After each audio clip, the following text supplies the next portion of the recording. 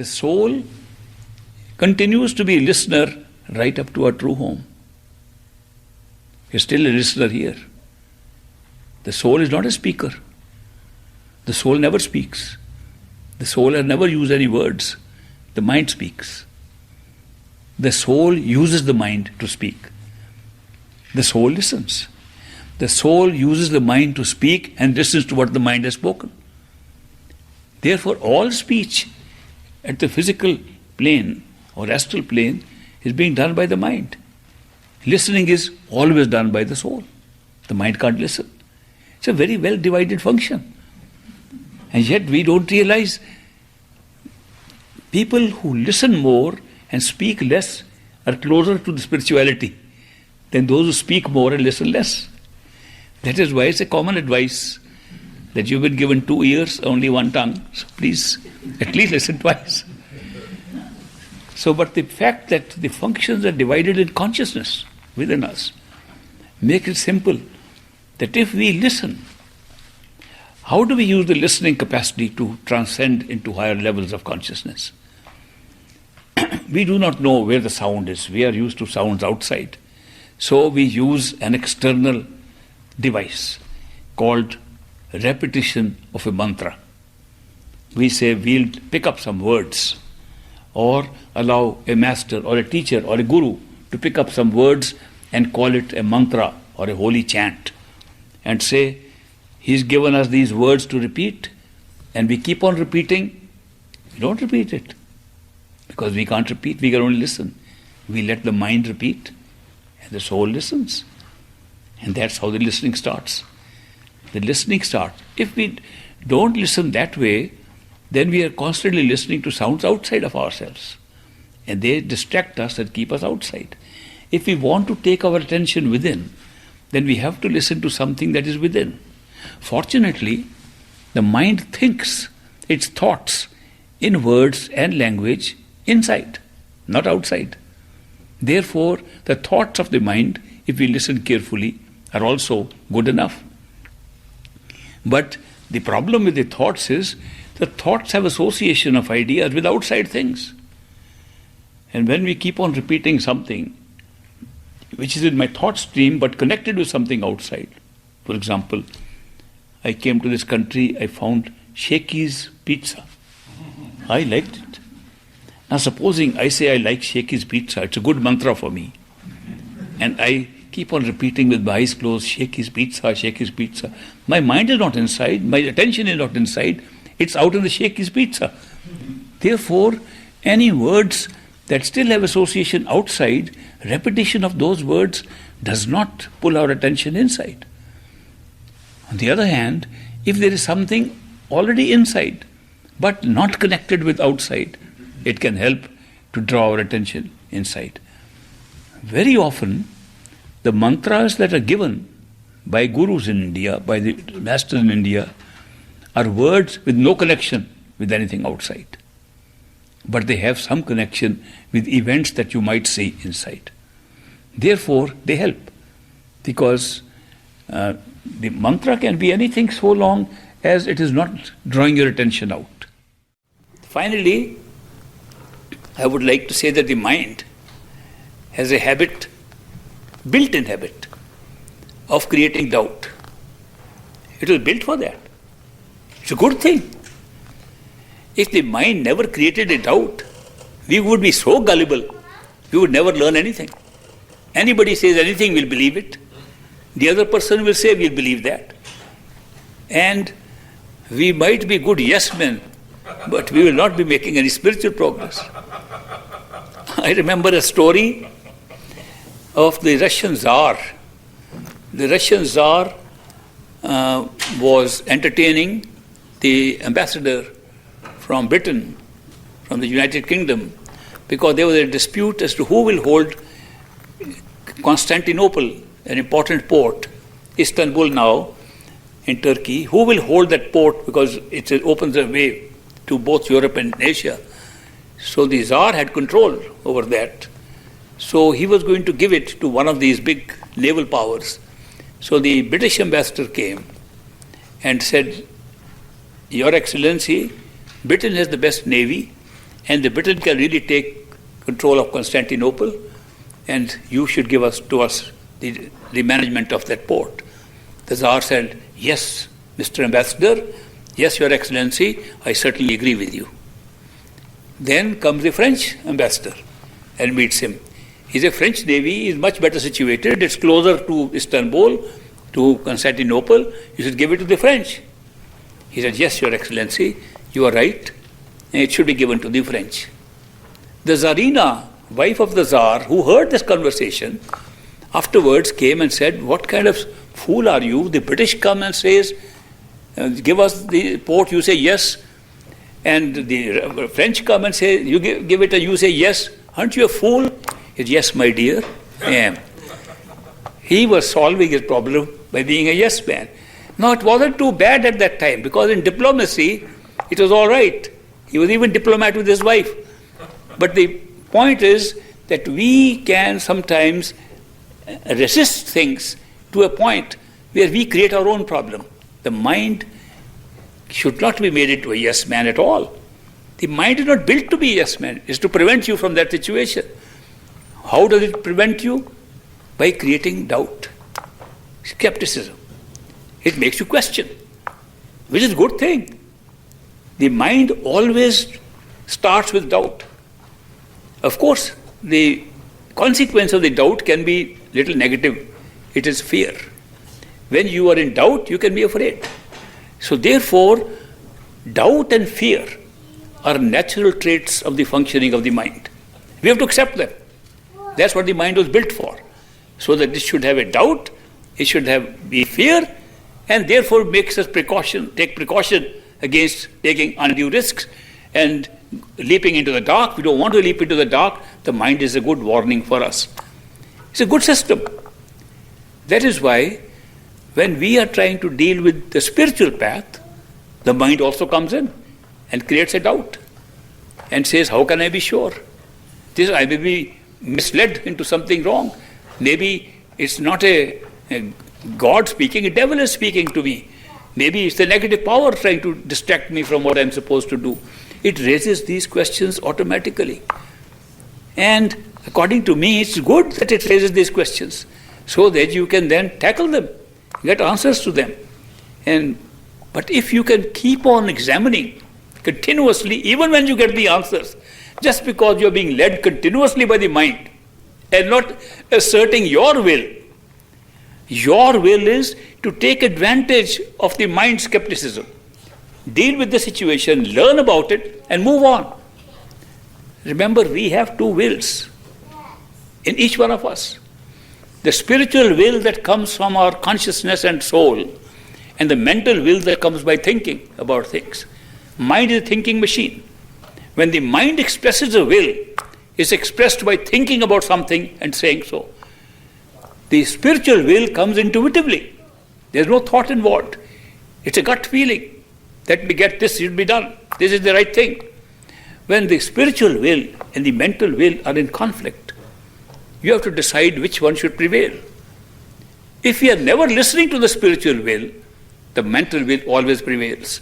And that's why we are leading a life of confusion, indecision, and constantly worrying about things, because we are only being led by the mental will.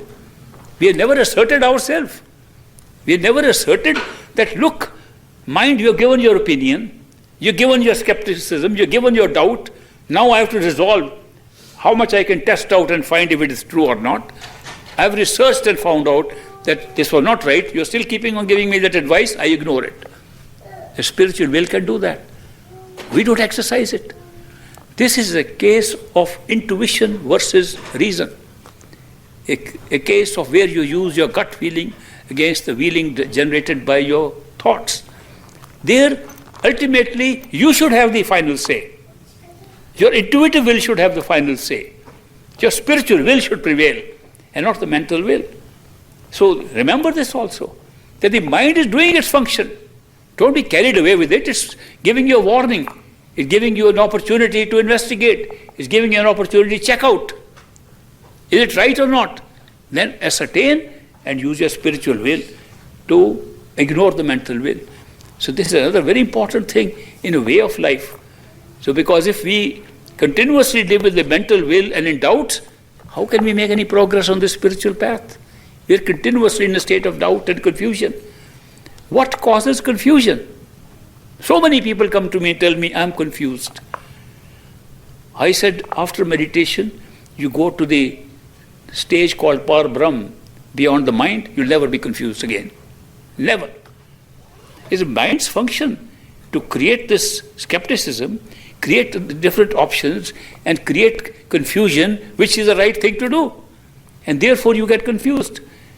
Now, once you have the intuitive self working, your spiritual will working, you will always know what's the right thing to do. So therefore, develop that, use that more. Of course, with meditation, you can actually have an experience where you can separate yourself completely from the mind. See that the mind is a machine to help you. Mind was given as a very wonderful, effective machine to help you. But it's not yourself. It's not you. It's a mind. So you can use the mind. It's very good to use the mind. But horrible to let the mind use you. Horrible to make the mind your master. You should be the master of your mind, of your body, of your senses. You should decide how to use them. Not that these things should tell you how they should be used. So this is another tip I'm telling you, that when you have this experience of gut feeling and mental thoughts, the mind will warn you. Take advantage of it. But then with your gut feeling, overrule it when necessary. Many people tell me that our mind is bothering us too much. We can't meditate, our mind is not letting us meditate. I say, why do you let mind do that? Develop your spiritual will more and more. How do we develop? He says, very simple. The mind tells you do something on a particular day. Say no. Mind says there is no harm. Say no. Mind says one time only. Say no.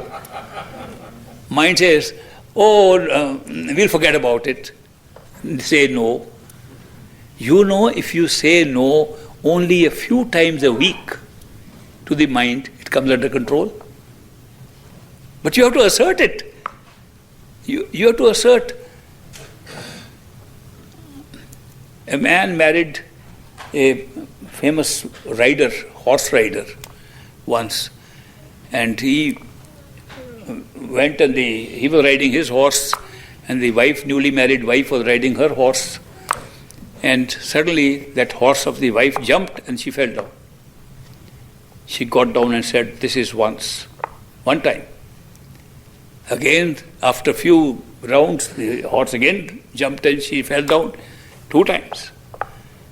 Third time, the horse threw her down, she took out a gun and shot the horse, killed him. The man said, how dare you do like that? You hurt this animal? She said, this is one time. They have lived happily ever after. This is the nature of our mind. We should tell it one time. And it comes under control. Not all the time. It's not necessary to fight the mind all the time. In meditation particularly, fighting the mind is thinking of something else. No, come back, I want to meditate. Mind goes away, come back. And we get tired after 2.5 hours of exhausting meditation. What good is that kind of meditation which exhausts you? If you have real meditation, you will feel so energized. You will feel so strong, like a new person. You'll get up, wow, what a wonderful day I'm going to have. There's a big difference in the two. So that is why develop your spiritual will and overcome the mental will. You should make use of it as a warning mechanism, as a mechanism to tell you, please check out again. It's a good thing. Yes, check. But don't continuously live in the will of the mind, because the mind's will definitely take you where the mind has got pleasure. The mind has got pleasure from the attachments and the desires of a created physical world. There is no question about it. Therefore, mind will run outside. Every time you want to let the mind will run outside. Will never let you go inside. So take that for granted. If you're only going to be going with the mind's advice, which are thoughts, you will never be successful in meditation. Because mind will always say you can find things outside. But if you want to go to the real spiritual truth inside you, which all mystics have said, the truth is inside you. You want to go there, you must exercise your spiritual will and develop that will so that you have the ability to say no to your mind. And when you have developed that, it doesn't take too long. Once the mind knows that you are in control, it will automatically obey you. In very first instance, it will obey you.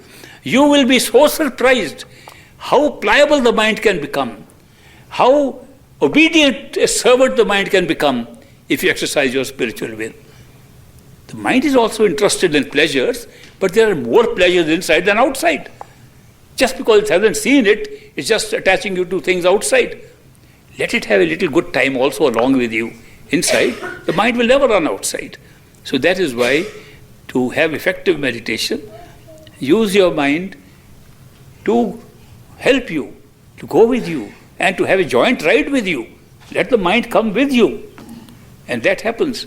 The mind, they say, is our greatest enemy on this spiritual path. And once it tastes something inside, it's your greatest friend also on the spiritual path. The mind likes pleasure. Not only likes pleasure of all kind, it likes a variety of pleasures. If you give it one pleasure, after some time it gets tired, wants something else. It likes a variety of pleasures. And therefore it switches from one to the other all the time. But when it gets the pleasure of variety of pleasures inside, it becomes your friend and travels with you. So remember these basic things about good meditation. They're not a ritual, not that you have to close your eyes and spend 2.5 hours. I say, keep on saying, 5 minutes of effective meditation with love and devotion is worth more than 8 hours of sitting mechanically and trying to find something. So therefore, make it effective meditation, useful, with the result that you can get.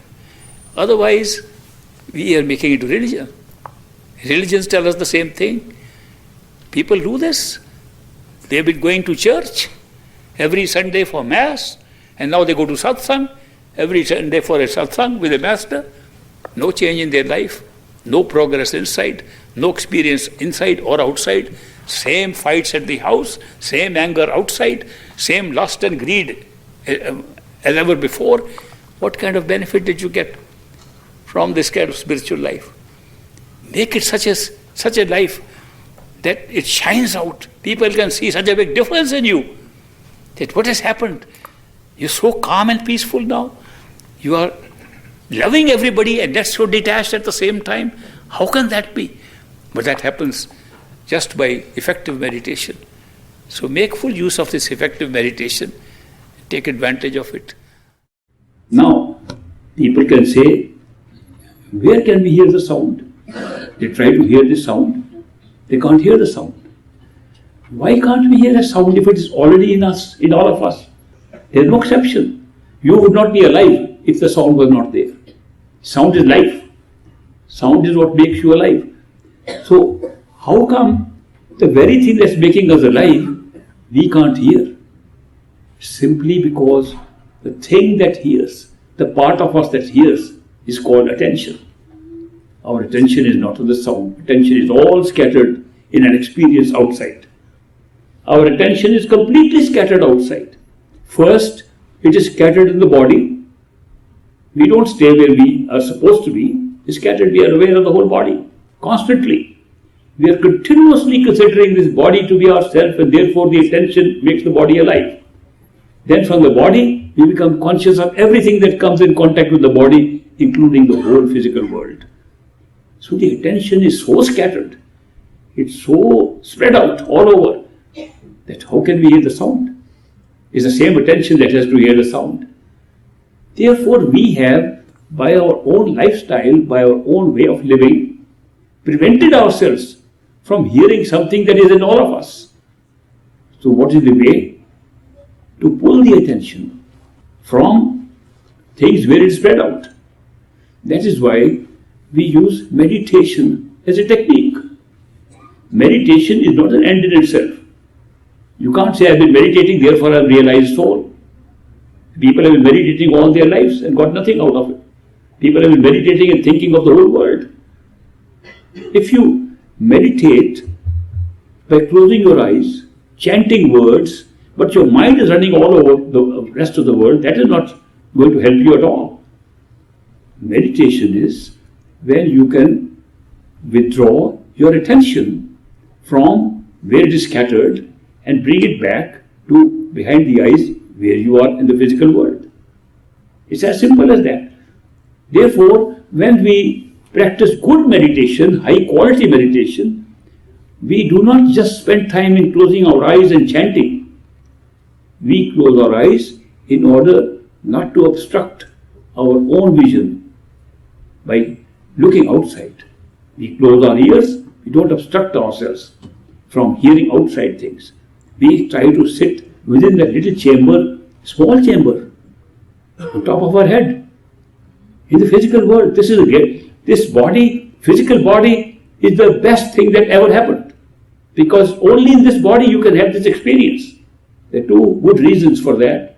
One, when you are in a physical body, you have the entire equipment to have all experiences that you like, including experience of the true, all the hells and heavens, all the experience of all higher levels of awareness, and ultimately a true home can all be experienced in a human body. A great thing. They say it's a temple of a living God. They say not temple of a God who we don't see and we worship outside. This is a temple of a living God because God alive is making you alive. That's why when you go to this temple, the temple that is your own human body, you find a living God. You don't find God in pictures or in statues or in images. You find a living true God. The true God of whom you are a part and who has made all creation possible. Master, mind does not come in control, even in meditation. Even while doing Simran, thoughts go on. What to do? Please help. Mind does not come in control in meditation. Even while trying Simran, thoughts go on. What to do? Ignore them. You can't control them. Nobody controls them. If some people say, oh, we are great meditators, we control our mind, I would say, don't believe them. There was a great mystic. He said, if somebody came to me and said, he has been able to drink the waters of all the oceans, it's impossible. But for one moment I might believe it. Such a person might exist. If somebody says, I picked it up all the mountains, the Himalayas on my hand, it's impossible. But for one moment I'm willing to accept, maybe such a strong person could have been born. But if somebody says, I've controlled my mind, I'll say, no way. That is how difficult it is to control the mind. The mind will keep on thinking and distracting you. The harder you meditate, the more the distraction. You will see the mind becomes most active, hyperactive, when you try to meditate and put your attention away from the mind. So mind fighting. We have given it so much of our own power. We are the life force. Consciousness is the life force. We have made the mind alive. And we have made it so alive that it's become an independent entity. Using our life force, using our consciousness, the mind thinks it's independent. And the thoughts are trying to tell us what to do. Instead of our thinking about what we want to do. We are not using the mind has started using us. And that is why it's gone out of control. At this stage, to be able to successfully meditate, in spite of this nature of the mind, what one can do is to ignore the mind. How do we ignore the mind? Because the mind is a speaker and keeps on giving us thoughts in words, images. What we can do is to speak back. Of course, using the mind, because we don't speak, we only listen. Using the mind, we speak back and reject what it says. It's an actual dialogue that we can generate in our own head. That the mind, especially for those things which the mind really wants, say no way. Say it a couple of times a day, 3-4 times a week. Mind becomes weak and says, what good is it trying to fight? And then you can ignore it. No matter what the thoughts are, your concentration will be on the thoughts you have picked up for yourself. And it works. So there is no way to control the mind any other way except to ignore it and move on. Today we will do that. Listen to ourselves. Now I want to mention what you are likely to listen to. The method to listen is the same. We can use any method. I just said yesterday, use the repetition of mantras and words. If you repeat them with the mind and listen with the soul, you are moving toward the soul. Soul is always the listener, never the speaker, never the thinker. Mind is always the speaker, always the thinker, never the listener. Understand, this is both fitted into our head. If you listen, even to what the mind is repeating, you are approaching the soul. And if you merely repeat and think of something else, it's only the mind working, soul is nowhere there. Soul is only giving life to this activity. So that is why listening is important. But when we are able to listen to our own generated words, which are the word we get as a mantra or word we coin up as a mantra, like I said yesterday, listening to it brings us closer and closer to our own self. When we try to listen in actual practical meditation, we find there are many other sounds also coming up. Some sounds are coming from the reverberation of the sound of the self. Some sounds are coming merely from the physical body. Some sounds are coming from the astral sense perceptions. The different sounds that are coming, they are sounds around the self. But the sound that comes from the self comes from the center. Same place where the third eye center is, right behind the two eyes in the center, between the ears. That's from where the sound of the self comes. As we approach that by imagination, that we are there, sound can be heard. Everybody can hear. We all have the sound. If you start hearing it, it will take second, any time later on, to switch and you can hear it. Then it will be heard all the time, 24/7. You'll know that your soul exists because there is a sound. And that sound, if you approach it very close, can be very loud, but you can drop a pin here and also hear the pin. It's nothing to do with these ears at all. These ears still function the same way as they're functioning now, and their sound is totally different, can be heard inside. And that sound is the secret. But the sound looks like sound, like physical sounds, resembles the physical sound. In the beginning, it can resemble like the sound of a bell. Big bell. The kind that we put up in the churches in the belfry, and the dong, and the echo of the sound keeps going dong. It sounds like that. Comes from the center. Later on, the peal of the sound increases as the dong part is gone and the echo part goes on. Sometimes we catch the echo sound right in the beginning. Sometimes we have caught the other sound in the past lives and we very quickly catch up that sound. People have slightly different experiences at what point they catch up, what sound they catch up. But once you catch the sound, listening attentively, you're putting attention now, listening attentively to the sound withdraws your attention to the inner self faster than anything else that you can do. And listening to it is not like the kind of effort we make to repeat something.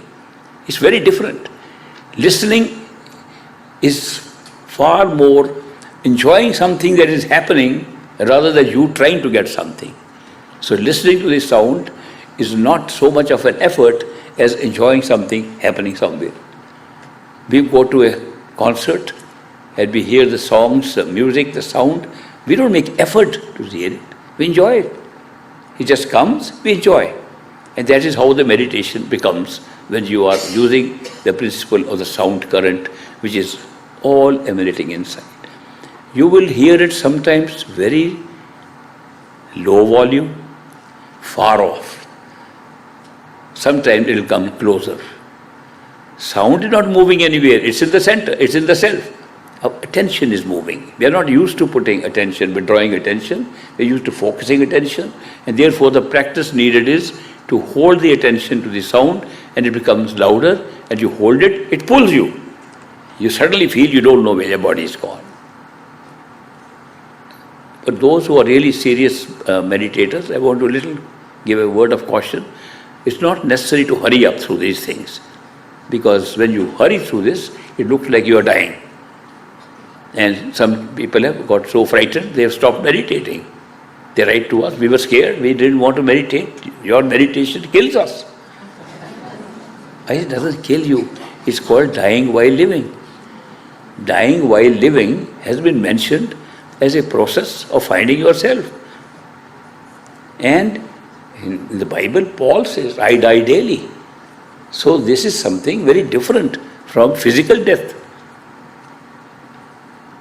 I must tell you my own dad's experience, who was his disciple. He was very impatient. Might have been American past life, I don't know. He was very impatient, wanting quick results. And he was waiting for this opportunity, and he meditated a lot and almost died in the meditation, said never meditation again. So scary, it kills you. So went back to great master. Master, what you taught me, very scary, I am frightened, I am not going to do it anymore. Great master said, why are you afraid? It's a way of finding who you are. You are not the body. All you are finding out is that the body is not you. He said, Master, how am I sure? It looks like, first of all, looked like when the body became unaware, I almost thought I am going to suffocate. Then I felt that my body is gone. I am moving out of it. I have no body. It's a terrible feeling. Great Master said, take it easy, step by step. The word he used was darje by darje. So go step by step, very slow. First say, now the feet have gone. Now the hands have gone. Now legs have gone. Slowly, slowly, you will understand nothing is going. It's just an experience of withdrawal. Then he said, what do you think would happen if you really died? He said, I have faith that I will see you. He said, doesn't that faith help you at all? He said, let me tell you something more practical, statistically. People can die any moment, even natural deaths. Isn't it surprising that nobody has ever died, even physical death, during meditation? Is there some good statistic for you? Then my father got a little satisfied, and then he did stage by stage slowly. Now when this experience happens, the sound can pull you very fast. And even if you find the sound pulling you, no other method of meditation is required. One method is good enough. Now this sound is so amazing because it represents consciousness, it represents the truth. Therefore, when you catch the sound does not leave you, even though the experiences keep on changing. These experiences will change when you become unaware of a physical experience, a new world opens up. But the sound continues. Sound is a link between every experience that you have. What does the sound actually mean in our own understanding? The sound means the self, our own self, because coming from ourself. Now remember, if you know who you are, even as a physical being, and then you go to sleep. In the sleep, you are somebody else. You are younger or older or different. A woman can dream that she is a man. But even as a man, she will say, I am the woman who is a man. The self that was there in the wakeful state persists in the dream state. Self never changes. Fahim, Chinese philosopher, I told the story before, had a dream that he was a butterfly. And as a butterfly, he was flying, flitting around his wings and going in that garden which had such beautiful flowers. And those flowers were radiating light and color. He had never seen those flowers in real physical life at all. And he said, this must be really the truth. And he went around to those flowers, remarkable, heavenly, astral flowers. Then he woke up and he wondered, that experience was more real than this experience. Am I really a butterfly? Now having a dream that I am Fahim the philosopher? Or am I Fahim the philosopher who had a dream that I was a butterfly? He told his friends. He said, I had such a strange dream.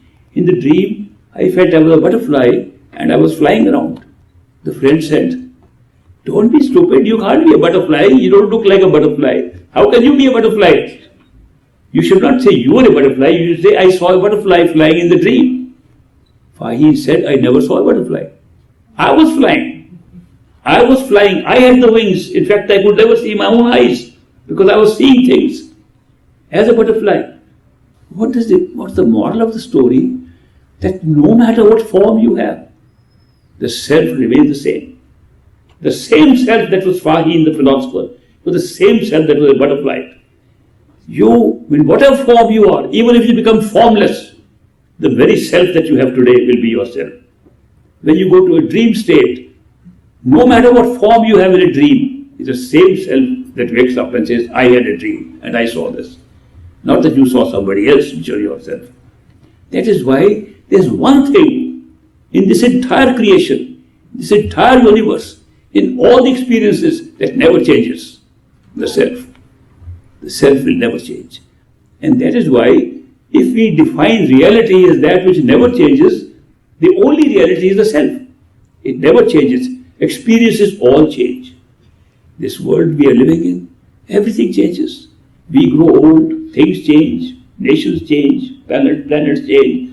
There great things happen, everything gets destroyed and again reborn. Nothing is permanent, but the self is permanent. Self remains the same. That is why it's good to know that self-realization is the highest achievement of reality. And if you have total self-realization, you have total God realization. Because totality of the self is what we call the creative power. It's when total consciousness becomes one. When we find it's the origin of everything, which is our true home, then we discover the discovery of the self or the secret to God realization. And that is why people say, go within to find the truth and not search outside anywhere.